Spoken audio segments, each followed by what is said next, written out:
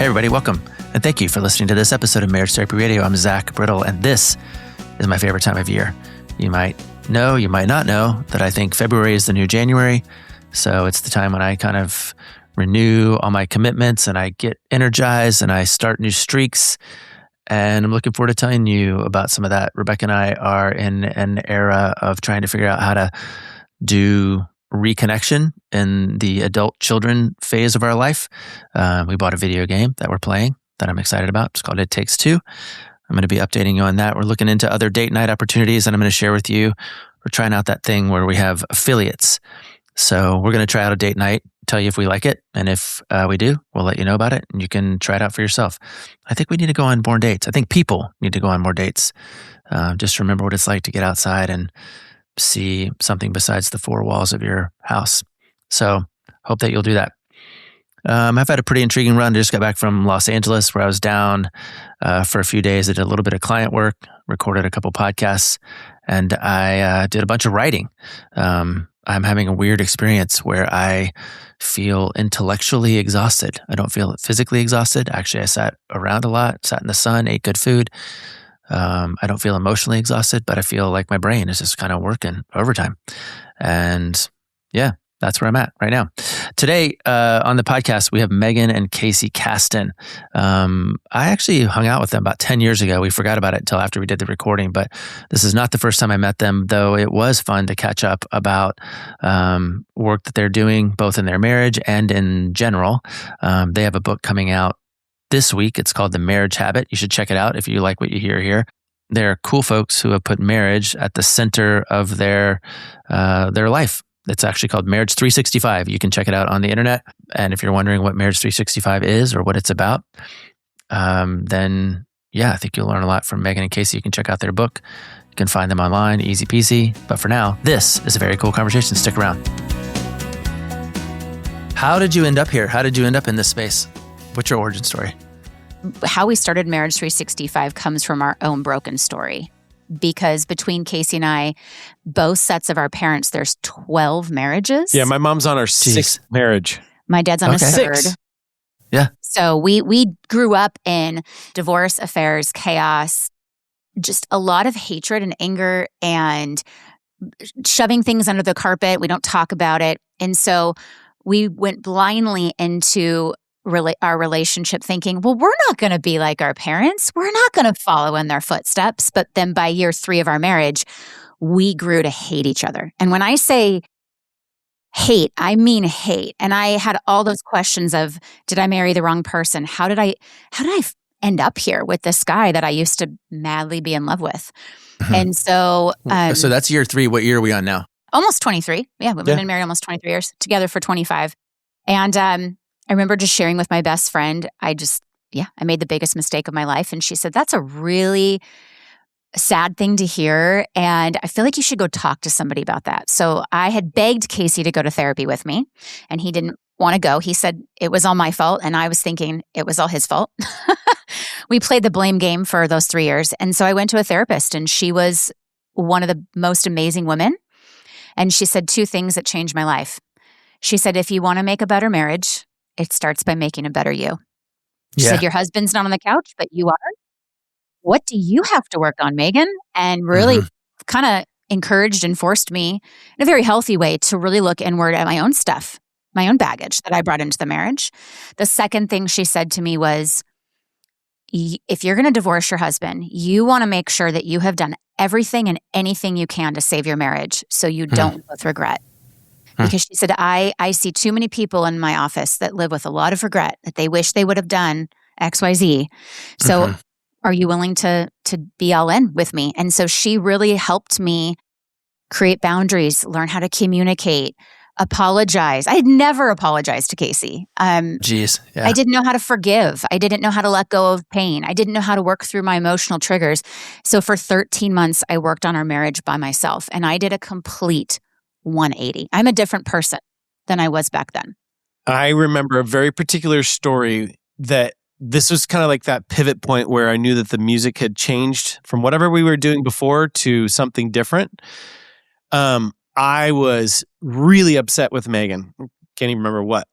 And I like come storming in. My nonverbal is very loud. I'm red faced, the whole thing. And I'm like, I was just like, I'm going to let you know what's going on right now. And she saw that from across the room, and she stood up and with like zero emotion, just deadpanned it. Just a very like, hey, I can tell you're really upset right now, and I'd love to hear what you have to say. Why don't you take a beat, go outside, take a walk? I'm going to be sitting on the couch waiting for you, and then we can talk in a healthy way. And I was like, what? Oh, yep. This is like a totally different kind of engagement. She had to do that a couple times for me to get the message that Meygan is no longer going to tolerate allowing me to yell at her and scream at her and things like that. And slowly, the way I would say is like, if we were doing the toxic tango, all of a sudden she starts doing the cha-cha. And then I'm like, wait, yeah, we're doing a different dance now? Yep. So I had to be reflective of that, right? Because now the dynamics changed and it's shifted. So I think that's what's really cool is to be able to understand that, when people say things like, I'm stuck in my marriage, my spouse won't participate, that's actually a very limiting belief. Mm-hmm. They don't understand that they actually can take action because our story is exactly that. Like, you're not stuck. You can change if you make a better marriage. If you want to make a better marriage, make a better you. Now, obviously, Zach, I had no idea how he was going to respond to all these changes that I was making. But here's what I love, and for anyone listening, is that you should change for you first and foremost, right? We never want to change because someone else is asking us to change, or we're going to have resentment towards our spouse. I changed because I recognized I wasn't a great communicator. I did not have boundaries. I didn't even know what boundaries were. I heard the word, but I didn't know what that looked like. I had resentment that I had to be free from, no matter if Casey responded to that or not. I'm just fortunate to where at some point he realized, 13 months later, shoot, I'm unhealthy too. So we say it took 2 years to fall in love. It took about 3 to 4 years to destroy our marriage. And then I always tell people, I said, this was not a quick turnaround. It took us a good solid 4, almost 5 years to really repair and heal and kind of create a brand new foundation for our marriage. And so with that, we were looking at resources. Now this is 2006, 2007, 2008. Social media was not even really on the, out there yet. Pinterest didn't exist. The blog world was pretty still new. There weren't many resources out there for couples like there are now. There was no podcasts. And we were frustrated and very disappointed with the limiting resources that were out there. And we couldn't afford therapy. We couldn't afford therapy ongoing, even though we knew we needed it. So then what do you do? What do you do if you're a hurting couple, but you want to repair your marriage and there's not many resources available? We kind of started creating our own. Why not? And that's how Marriage 365 kind of started. Cool. There's a couple of things, like to your point about how there's sort of nothing new under the sun. At least you didn't really say it that way, but the idea that it takes a village, or everybody's doing the same. Like we're all saying basically the same thing in terms of like what it takes to make relationships work. And I think I'm going to ask you what you say to people, but if I'm on a plane. This never happens because I have my earphones on and I don't make eye contact. But if somebody says, oh, you're a marriage therapist, what's the secret? I say exactly what you've just said. Number one is you got to be a grown up. Number one is you got to be an adult, So Casey comes in and it's like, child, I'm a child and I'm childish about my childish thing that I think. And then you're like, I'm going to be a grown up. And grown-ups talk on the couch, and they do that when they act like grown-ups. And so when you're ready to be a grown-up, come talk to me on the couch. Like, I think that's exactly right. And then the number 2 thing I say is, this always gets a laugh. Do more things that your partner likes and fewer things that your partner doesn't like. I mean, it makes sense, right? Be a grown-up, do more things that your partner likes, fewer things that you don't like. But you have to negotiate those. And as an adult, right? You have to say, I don't really like it when you did this, or I really like it when you do that. And so, and then the other thing I wanted to say is this idea of the dance. As a couples therapist, what I think is the dance is my client. When 2 people come in, he's got a thing and she's got a thing, or maybe he and he have a thing, or she and she have a thing, or whatever it is, they got a thing, their thing. because my parents were divorced, or I don't like the Red Sox, or I'm an introvert, or whatever it is. And then the other person's got a thing. And sometimes those two things are problematic. Sometimes they're really great. Like, oh, look how good at dancing we are. But when you're not, you have to look at the dance and go, how do we change the dance? And so, Casey, to your point about, oh, we're doing a different dance, that's actually the whole game, I think. How do you, nothing wrong with the way you dance. You're probably a really good cha-cha dancer. Nothing wrong with the way you dance. You're probably really good at waltz, but we got to learn to rumba together, because that's the dance that the two of us can do. Yeah, there's two people in this relationship, and we got to figure it out. And just to pile on that analogy, I think there are some people that are married that are doing their own dances. They're like solo dancers, but they call themselves married. And I'm seeing this more and more in our coaching practice, is that people like the idea and concept behind marriage. And so then they get married, and then they're like, okay, cool, but I'm going to do my own thing. I'm going to do, my priorities are my priorities, and you're not going to be able to speak into that. Even when you feel deprioritized, I'm still going to work more or provide or be with kids. I have a theory on that. I wonder if you agree, which is, like, for me, I grew up in a very normcore scene, and I was kind of coming up through this sort of evangelical Christian pathway where you had like kind of this is what you did, and this is when you did it, and this is how you did it. And, for me, getting married was kind of the way you became an adult. Like, oh, if I'm going to be an adult, I guess I got to get married. I guess I got to get a job. I guess I got to get a house, I got to get a kid. I think lately there's a lot more of this idea that I get to become an adult first, and then maybe I'll get married. Yes. So to your point, like, now I've got two adults, and they're sort of like, I figured it out, and I knew it. But Rebecca and I, we raised each other. I mean, we were married at 22 and 23. So we became adults together under this umbrella that we thought was a check mark that we had checked, but we had no clue. We had no idea. Yeah, we're exactly the same. We got married. I was 20. He was 24. And we had nothing. And we had nothing. So I remember going to IKEA and buying our first coffee table that was actually ours, because all of the furniture, our fridge, our vacuum was given to us because we were poor and in college, right? And one of my best friends got married at 33, and she will always say, I think it's harder because I was so set in my ways. I had my own apartment. Everything was mine. And then I'm having to mesh in with this guy who was 35 and also did life the way he wanted to do for so many years. And it was a huge adjustment in a different way, right? Yeah. Kind of a side gig that I've had for the last 15 years is I've actually officiated weddings. Yeah. And it's the funnest job. So, and I've done over 1,000 weddings. That's cool. So I've done maybe a dozen. So I agree with you. It's a nice. Yeah. So I can speak a little bit into this trend line that I've been watching. And that is that people are getting married older. In fact, the average marrying age for a woman just crossed over the 30-year mark, meaning she's getting married on average at 30 years old.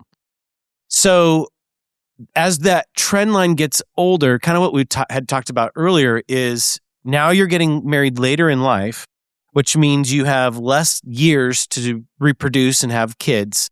So families are getting smaller. And this dynamic of, I have my own life that I'm trying to mesh and integrate. But if there's trust bonds that are not broken, or, I can't trust him on this or her with that, it becomes really difficult to integrate. Really difficult. Yeah. Yeah. So, what do you offer these people? What do you, how do you help them shift their mindset, or how do you help them integrate? Do you? Okay. Well, first things first is when we thought, we should do something for marriage, we started off as a Facebook page in 2013. We were like, let's just see if our ideas and our tools and our story lands with people. Right. And then, of course, it did. One follower became 100, and then 10,000, and then 100,000, whatnot. And we were like, we should probably write an ebook. This is kind of right when ebooks started, right? And we did it on communication. And we had a book about sex. And so, I think one of the things that Casey and I are very big on is I need to be told exactly what to say or how to say it. Because again, I would be told, oh, well, you should just set a boundary with him. Okay, that sounds great. What does that actually look like? Yeah. What does What's that a boundary? Yeah. What's a boundary? What's a consequence? Is that punishment? And so we're really good at, I feel like Casey and I have this unique perspective is typically our first step when we're working with a couple or an individual is get curious. That's always our best advice. Get curious. Look first inward. Why does this bother you? Why does this trigger you? Did your parents do it? Is this a pattern? Is this a pattern? Is this just a preference? But you got to get curious. I don't think people look inward enough. I don't think people are one with their thoughts enough. I love the show Little House on the Prairie. Have you ever watched it? Okay. Yeah. It's funny when we are looking for like just a way to stem in our house, like just Yes. like, how do we'll just turn it on and mute. So we have Little House going on in our house on mute all the time. Yes. Are you serious? I love that. I don't know. I don't really know what's happening. I don't know the plot. I have no idea if. Why are they in a wagon again? What's going on? But it's just something to look at, and it's like, yeah, and it's calming, pleasant enough, and you're not going to watch anybody get murdered or aliens or something. You're just looking at some nice brown and green moving pictures on your screen. Okay. Well, Zach, if you ever unmute it at some point, you're going to see it's a very much so relationship-based television show. And not just marriage, but family and the family dynamic and the town dynamic and the community. Yeah. But one thing that I love about that show is that they are always one with their thoughts because there was no electricity yet.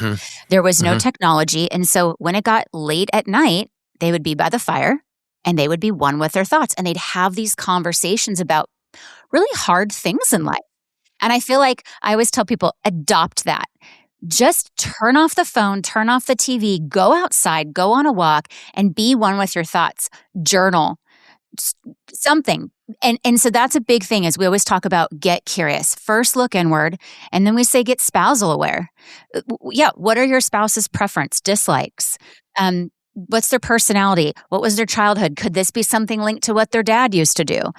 But if you just stop and give yourself the time to think about it, you're already one step or maybe 10 steps above everybody else because most people just aren't sitting there and allowing themselves to sit in their feelings and in their environment. Yeah, no, I think it's true. I mean, I've been one of my, I think I said this already about my New Year's resolution, but last year it was to read books made of paper. I love that. Yeah. Like I'm going to pick up paper. I'm going to hold paper in my hand. I'm going to be, the light is going to be on. There's going to be like, I love that. Like, wait, you know what I mean? Because we're just scrolling or flipping to the next thing or stemming. I mean, what if I just turned off Little House and read a book? That'd be an interesting use of time, right? Well, interesting thing when you read a book is you literally cannot multitask. Right. You can't if it's made of paper. If you're reading a Kindle and you're like, oh, ding, here comes a text from so-and-so. You're like, I'm going to stop reading this book now. And, so even my Kindle is a Paperwhite. So it doesn't have no other apps on it. It's just like the book. So. Yeah.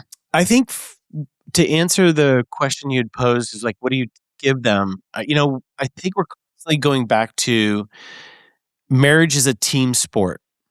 So we're Team Caston, right?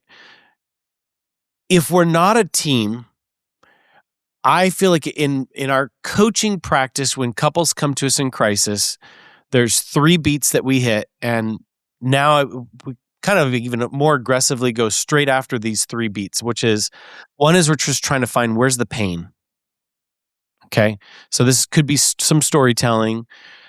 Here's what's going on in our marriage. Here's the patterns and the habits that we show up. And the second step is heal from the pain. And I am discovering more and more that we have a framework for a proper apology, a 4-step apology. The apology process is probably the most underrated and yet most powerful thing that we can do in relationships. And so Meygan and I actually host in our coaching sessions, like, all right, you guys are going to apologize and we're going to referee this process and we're going to be there as, coaching you along the way or giving you ideas where you get stuck. And I have watched decades of resentment, of anger, of pain disappear when it's validated, acknowledged, someone saying, hey, I'm taking ownership of my actions. They're asking, hey, how can I rebuild trust with you? Will you forgive me? Like all of those things that are happening within that framework of an apology, that is right there one of the most powerful things that we do as coaches and working with couples. Hands down, nothing even comes close to it. Tools are great, right? Like it is a tool, though. A forced-up apology would be considered a tool, but it's a unique tool. Yeah, the tools will be helpful after we remove the resentment and the hurt, because we hear all the time like, hey, Casey, we've got communication problems. I said, no, you don't. You have a resentment and unforgiveness problem that's sand in the gears, that's running everything down. And we want to ruthlessly eliminate that. And then the third thing we do. Oh, and then the third step is, what's the new way forward? And that's the tools. Yeah. But we want to make sure people are healing their hurt. And of course, because we're not therapists, if there's a lot of trauma, we always point them and encourage them to get any kind of support like EMDR, trauma therapy, whatever that, grief counseling, whatever it is they're going through. The Gottmans, they kind of got famous for being able to predict divorce. One of the primary divorce predictors is what's called the failure of repair attempts. It's my favorite thing to talk about because it's a tricky one. It doesn't point to the quality or frequency of an apology or even a repair attempt. It points to whether or not that can be successfully accepted. And so when you execute this 4-step process, are you also having to teach people how to accept that repair attempt? I mean, and how does that go? I mean, I would say they are very hungry to hear an apology. By the time they come to us, they're ready for that. And they both have apologies prepared. So it's like a little bit of a tennis match where we watch them go back and forth. So I think they feel like there's equal ownership happening, at least the way we set it up. Yeah, we teach the rupture and repair cycle. We have visuals, different exercises we bring couples through so that they can see, are either one of you perfect? No. Okay. Have you hurt each other? Yes. Has most of the hurts been unintentional? Meaning you didn't wake up that day and say, how am I going to mess with my spouse today? Right? Mm-hmm. We teach about intent versus impact. Your intent wasn't to hurt them. The problem is that you did. And so you can take that ownership. So there's a bit of a teaching there through the repair and the acceptance. And what we always say is, listen, I don't want you just to say, yes, I forgive you and I accept the apology if you don't really mean it. Better to be honest and say, you know what? I appreciate the apology. We always try to tell people, you want to appreciate the fact that your spouse is apologizing because that's a big deal. Well, that's allowing it to be successful, right? Yes. Like to say, thanks for the effort. Thanks for the attempt. Yes. Thank you for the attempt. And then you may still need something else. Go ahead. There you go. Exactly. And we say it's okay to vocalize that. Because what I used to do is Casey would apologize for something. And I felt that obligation that I had to forgive right then and there. And then I would go, oh, yeah, I forgive you. So now he's thinking, she's good. We're good. The repair worked. And here I am still stewing in the anger and the resentment. And I'm not living in that forgiveness. And so a week later would go by and he'd be like, did I do something else? And I'd be like, well, I'm still holding on to it. Well, that's on me at that point because I communicated something differently. So we walk through how to do that, how to communicate that. But I agree with you. I think that the acceptance part is probably the hardest part. And I'm going to say to women, I think women have a harder time. I see men are much more forgiving and accepting of apologies. Okay. But I'm still Why do you think that? Yeah, go for it. I don't know if it's gender specific. And I mean, I believe in God. Maybe God wired it that way. I think that most men tend to let things go with lots of different things. And I think that women, we stew on it. We are on social media more. We get reels that tell us your husband's at fault. We talk about our marriages with, our friends at lunches and other moms and things like that. And I think we just think about it more. And then I believe, of course, our thoughts determine how we show up. It's the story we tell ourselves. So if we're telling ourselves, wow, I just can't believe my husband did that. And then we go to lunch with a girlfriend and she goes, wow, I can't believe your husband did that. It's just fueling this hurt in us. Oh, and then we see a reel that night or a TikTok video that just proved and validated that this is wrong, that my husband did this. And again, I think this is all happening in the subconscious. I don't think she's even thinking and putting the pieces together. But I do believe that women, again, most women, including myself, by the way, I'm putting myself in this category. I am way less forgiving and hold grudges more than Casey in our marriage. Always have been. It's something I'm aware of and I'm really trying hard to work through, Zach. Yeah. How? I think the biggest part is that awareness piece, because he used to tell me that. I feel like you hold grudges, and I'd be like, no, I don't. I got very defensive. I'm going to hold grudge about you telling me that I hold grudges for the next. Exactly. I think being aware Never of it. forget that you told me that I hold grudges. Yeah, that's the one. Yeah. I have a really great practice that I teach women I work with that are struggling with forgiveness, where I have them write between 10 to 20 truths about their husband and about their marriage. Like, my husband is flawed just like me. If they're women that have any kind of religion or faith, God forgives me, I should forgive my husband. We are working on our marriage, even if the growth is slow. I have her write down positive things like, you know what, he does work hard and provides for our family. And what I want her to do, right? Neuroplasticity, the beauty, we can change our thoughts towards anybody, the world, how we see it. So I have her reflect to this list as much as possible. I say, put Post-its on your office, have a notes page on your phone, whatever you need to do. But when you start thinking negatively about your husband and that pain comes up, you go to this list and you remind yourself the truth about him and your marriage. I find that it works for myself as well. Okay.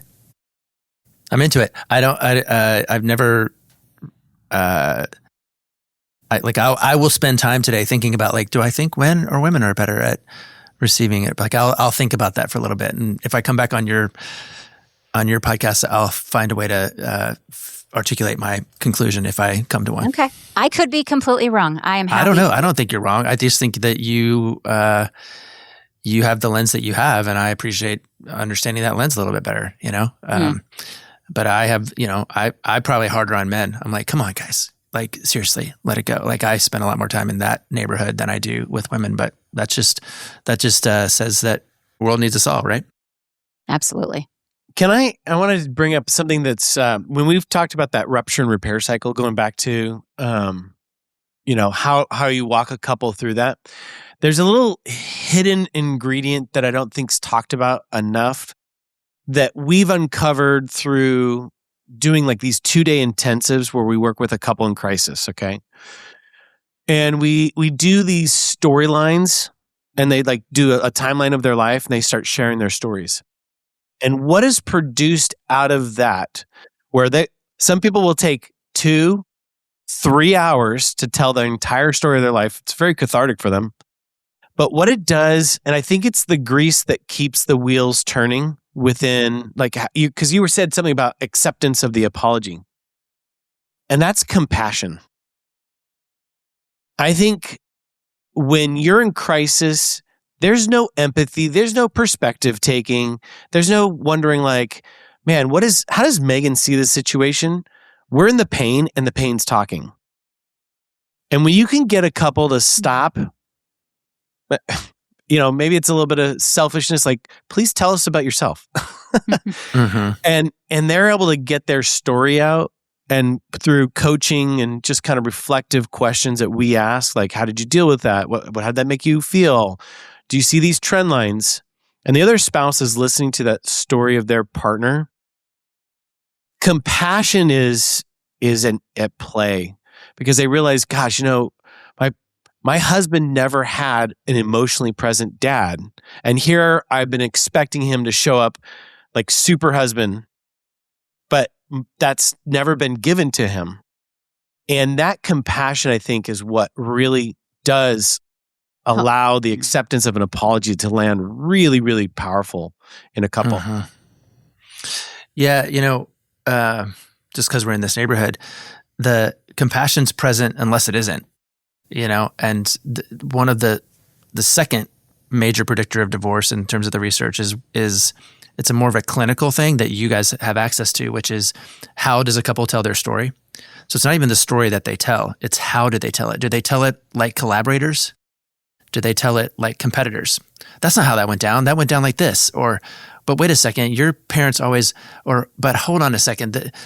When that is present and even their body language signals that they're like, I don't know, rolling their eyes or whatever, it's a tough one to track at the divorce prediction level strictly, but it's really about who is showing up. Are they adults? Or are they children kind of telling this story and stepping on each other's toes and cutting each other off and not helping it? But when they're adults and compassion is present, I suppose it's the opposite of a divorce predictor. It signals that there's opportunity, there's possibility here. So Absolutely. I agree with you. I think compassion is a critical piece of the puzzle. And when it's not there, I just like to hold up a mirror and go, man, is this fun for you to tell this story? It sounds like you hate this story, and it doesn't sound like you're very, you're not very friendly toward one another in the telling. So what's your point, Mm-hmm. They want to win. They want to win the storytelling sometimes, and that's harder. Absolutely. Yeah. Or paint themselves as the victim, right? As the victim in the marriage. Yeah. Yeah. So, Just because, again, we're here, the other two primary divorce predictors, one is the one that everybody knows and hears about. It's the 4 horsemen of the apocalypse, which I don't feel like going into a whole shtick about that. But the other one is thinking about divorce. So couples that think about divorce get divorced more often than couples that don't think about divorce. Couples that people who think about running marathons run more marathons than people who don't think about running marathons. But, I'm looking back behind you and this idea of choose love. I think a lot of the success or failure of a relationship comes down to choice. And am I going to be thinking about and choosing to explore my out options, or am I going to be thinking about and choosing to explore my options on how to lean into this thing? I mean, that's I think what a lot of couples need in terms of coaching and training and therapy is just helping empower them with that actual choice around how to stay in this thing, or how to leave with integrity. Yes, I think a lot of people base their decisions on their marriage on how they feel. Mm-hmm. And while feelings are incredible, they can also lie to us. They also fluctuate constantly, especially for women.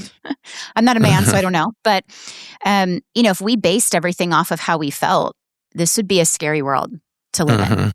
And I think that being able to take your feelings for what they are, again, be one with your thoughts, one with your feelings. And we would say majority, I feel like, of marriage things is making choices. I would agree. Mm-hmm. I don't want to wake up and make Casey coffee. Like, I don't feel like doing that. I'm not a morning person. That's never going to probably change. But I'm going to choose to do it because I love him and he loves me and we're married and we're a team. And so it's a choice to make. And I wish that there was more of an emphasis on, like what you just said, on choosing love, choosing to communicate. But we are constantly up against Hollywood, Disney movies, and culture, which focuses mostly on love, sex, passion, romance, chemistry, and all those, the feel goods, right? Mm-hmm. And again, not saying that those things are bad, but to sustain a marriage, to sustain any healthy relationship, even if you're not married and you're just committed, you've already probably seen, love isn't always a feeling. You're going to have to make choices sometimes to show up and be a grown-up. The other challenge with Hollywood, of course, is that it doesn't have time to be clumsy about relationship conversations. So, like, you don't learn how to fumble through these things. You learn how to, it looks like that, or I'm bad at it, versus all these writers who have spent their careers earning their MFAs trying to figure out how to, get into a writing room, have perfected the art of dialogue. And we skipped the part that they struggled and wrote shitty dialogue and had, learned from their own pain. But yeah, I think even just helping people have language and vocabulary and to practice and muddle through that is another big piece of where Hollywood and short attention span reels and whatnot rob us of like the path to excellence or the path to repair, because they're like, we're supposed to be there already. Yes. I think that Hollywood has definitely set up, I'm going to speak for men, really, really poorly. And I know there's a lot of content that's going out there that I'm really appreciative of, that how we as a society are failing men and preparing them for life. And specifically around the way that we've modeled what how a man shows up for a romantic relationship. He's usually a doofus. He needs rescuing. He doesn't know. Yeah. It's so So at some point we have to look at like, what's the soup that we're swimming in? Because if we're getting it from Hollywood and movies and sitcoms that the man needs rescuing and then the woman comes in and saves him, we're setting up relationships for failure, because that's not the dynamic that is a healthy dynamic. Where how does a masculine energy show up and lead well? And that reminds me of like 1950s. There was a show called Father Knows Best, and it was about how dad was a source of wisdom, and he spoke vision and decisiveness into some of the problems that people were facing. And I couldn't imagine how fast that kind of show would be rejected in today's culture. Yeah. The problem is that you have to figure out how to find the middle ground, right? Because you've got these doofus guys like Homer Simpson and Phil Dunphy and all these like kind of just like, oh, what an idiot. And then on the other side, you've got these narcissistic guys who don't apologize for anything and aren't accountable, and they're kind of running the show. And I know best, so that's why we should do it. And we have to find that middle ground where it's like the right balance of energy that honors and respects that masculine energy is important, but it's made whole in a relationship by matching it with the partner's energy, and that's where I think people miss the boat a lot. It's your way or my way, when the dance is really about our way, And that's the tension that I think a lot of couples feel when they are experiencing that my partner is very different than me, and that becomes now a liability, and it becomes a threat, and we need to change my spouse because that's not the way we need to do things, in my perspective. Whereas we would love to teach couples to appreciate and leverage their differences and hold that tension and recognize this is a tension that's never going to go away because we're two different people and opposites attract. Yeah. But in that tension, there's maybe not even opposites attract, but I didn't want to be just with myself. Right. And myself that thought everything that I thought, and the way, and my, I chose someone to be different than me. Yes. Well, think about music.